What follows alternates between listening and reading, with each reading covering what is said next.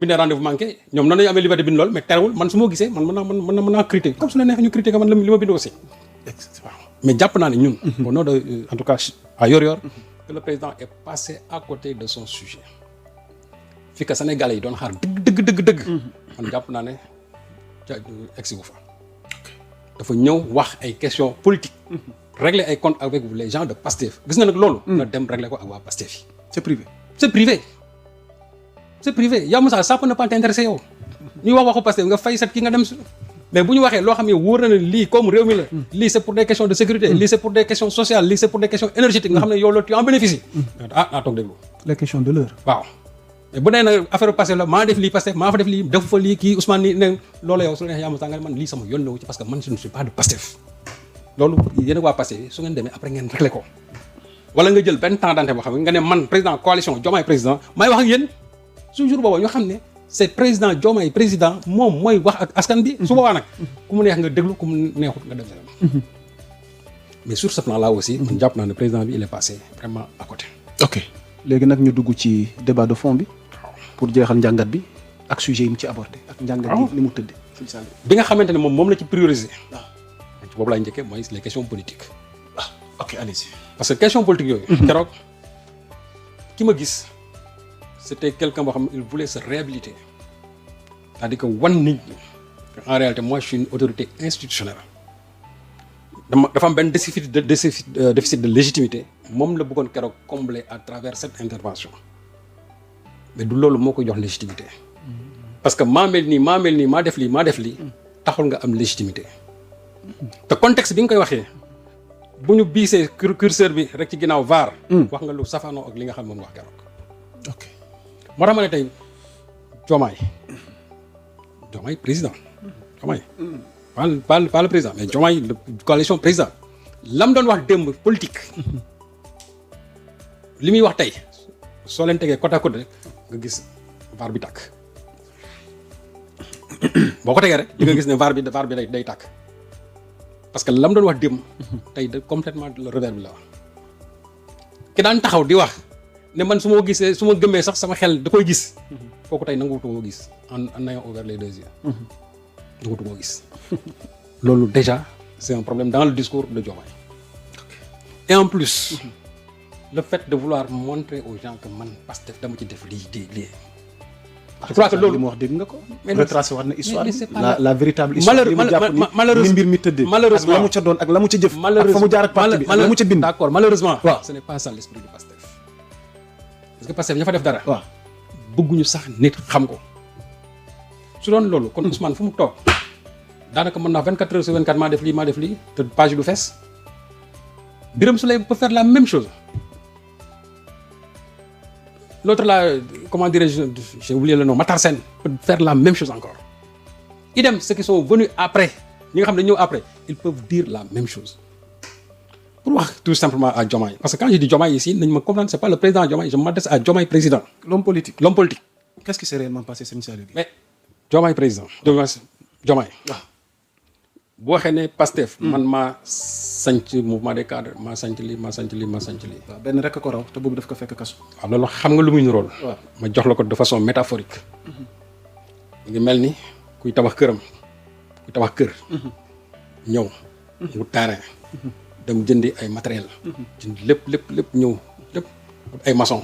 tabax leen kër gi ba pare. tabax yow ba nga pare nga dem nga ne néeg bii day. lalu nangam laa ciy def télévision tal laa ciy def lii laa ciy def dem jënd installé lal installé télévision installé bés bu kër gi sottee bay coow di nga ne néeg bi de maa fi def lal bi maa fi installé télé bi maa fi installé armoire bii salle bi maa fi def chaise maa fi def lii.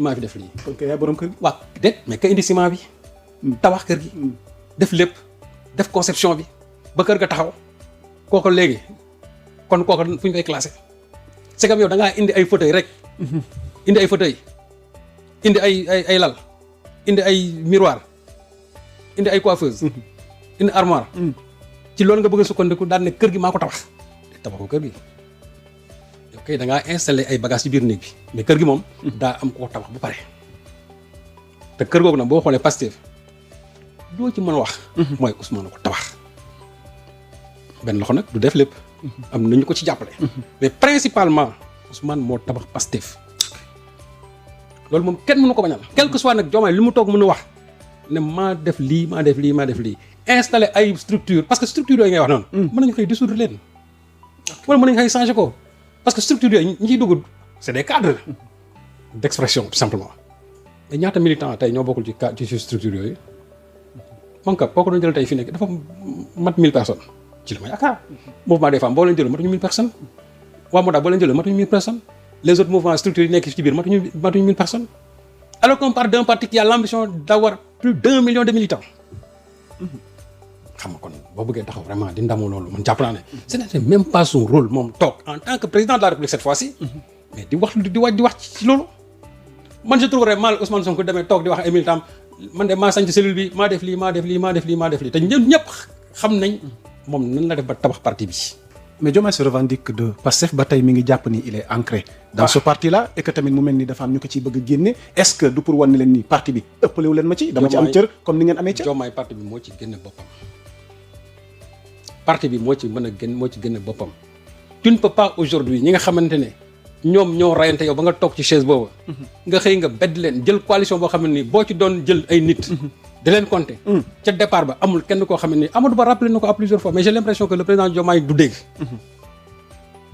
parti boo xamante ni tey ñëw ña nga àndal ci seen langue ñu tuddee ci seen bopp Diomaye président ñooña kan moo ci nekkoon au départ dans Diomaye président te Diomaye président boobu Sonko président la woon daal di muté ci Diomaye président bi nga xam ne Sonko mënul dem ñu muté ko léegi ñi nga xam tey ñoom ñoo ko jiite bon en tout cas dans la structure faîtière am nañu trouvé Abdoulaye Tine et cetera Abdoulaye Tine kañ la ñëw Diomaye président 13 mars 2024 waxoon nga ko fi élection yi kañ la woon le 24 24 donc 11 jours ba mu xoolee xam ne def nii peser le pour et le contre xam ne Amadou Ba peut-être mënul gagner ca la choisir parce que il était dans des calculs Aminata Touré le 28 janvier la ñëw. 2024. loolu dama bëgg Diomaye xam ko parce que moom chaque fois il répète que bi ma génnee non bi nga génnee ñooñu ñu wutoon nañ seen i fiche de parrainage ñooñu. dañu demoon compétir comme yow. yàlla def mënuñu jàll. ñenn ñi ils étaient dans des calculs. xool fan la ñu war a mën teg seen tànk. bu mu leeral ne fi ñu toll nii ba Sonko bañ ne Sonko mooy Diomaye mooy Sonko mu leeral ne Sonko mii mooy inspiré candidature bi ci la ñuy dem Abdourahmane Diouf. ok moo doon taxaw naan Sonko c'est une très bonne nouvelle pour la démocratie. moo fi wax. ok tàgg fi Sonko. ñoom Aminata Touré yëpp xamuñu woon Diomaye. alors su fekkee nag ñooñu la Diomaye bëgg a jël tey teg leen ci ñi nga xam ne mooy waa kaw Pastef yi. man jàpp naa ne Diomaye moo génne boppam biir Pastef. parce que bu fekkee da ngay revendiquer ne yow biir Pastef nga nekk. mais aligne-toi sur la ligne du Pastef. ok mais mënoo fa ñëw nag tey. ki nga xamante ne mooy leader bi. mu bëgg ko mu bañ ko Ousmane Sonko c'est le leader charismatique du Pastef kenn mënu ci dara et j'ai dit charismatique. parce que charisme boobu j'ai l'impression que ça dérange Diomaye. alors que loolu yàlla moo ko may. foofu sax ma dugal fa débat sur la personnification. non xam nga foofu sax dafa alors qu'on parle de projet. même foofu sax. dégg naa on ne personnifie pas on personnalise. c'est une personnalisation du pouvoir. dégg naa la ñuy wax personnification non c'est pas une personnification c'est une personnalisation. Ousmane ne personnalise rien. Sëñ Saliou on parle de projet ou de personne. non xam nga boo déggee ñu ne un projet. un projet est inspiré par une personne. un projet est porté par une personne. projet demalul boppam. projet nit a koy samp. ñoom c'est vrai Diomaye mën na revendiquer ne projet bi def naa ci léegi très bien. mais xam nga da ngay def ba pare ñu ne ku koy porté. ñu ne ñun de ci biir jàpp nañ ni kii bu ko porté moo dina dem. mais kooka bu fekkee ne yow nanguloo ne c'est un messie. mais jàppal ne am na une dose de messianisme ci moom loolu yàlla moo koy def. yàlla gis nga man la àdduna bi ni mu demee nii. du am na tànn ay nitam ne leen yéenay samay messager. xam nga xam loolu am na. kon nag yàlla mooy def loolu ci doomu aadama. c'est-à-dire ku ko bañ. sa xol du féex jamais. projet bi buñ ko dee wax. c'est vrai projet mais Ousmane jiitul boppam.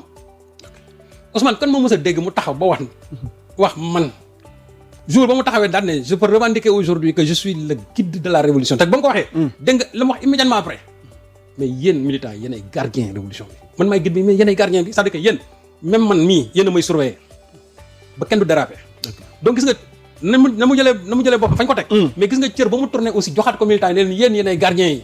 am na solo sëñ Saliou. yaa ngi dégg donc moo tax ma ne. ci tënk rek waaw Diomaye parce que am na point yu ñuy xaar. vraiment man jàpp naa ne. li nga xamante ne. vraiment moom la nekkee au plan politique. waaw ko xoolaat. ok et puis ses services aussi. je crois que dimbalewuñ ko. loolu sax dinañ ci ñëw. dimbalewuñ waaw parce que y a eu limogage. waaye non waaw dimbalewuñ ko parce que am na loo xam ne nii boo toogee say conseil en communication nga wax ko. ñu ne non président c'est pas le moment.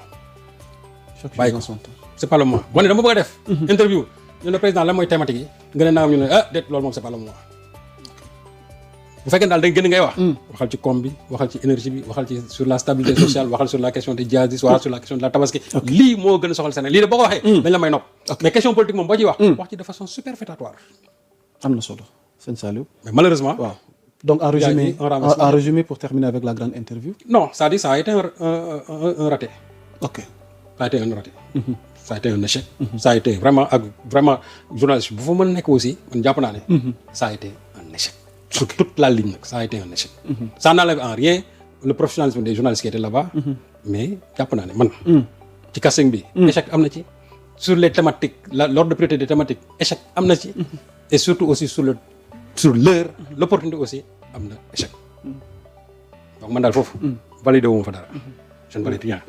L'aspect évoqué pour terminer concernant limogeage ndax nee na confiance ba tey fekk mi ngi fa problème mën na bañ a am. mais bés ba fa confiance bi nekkul war na mën a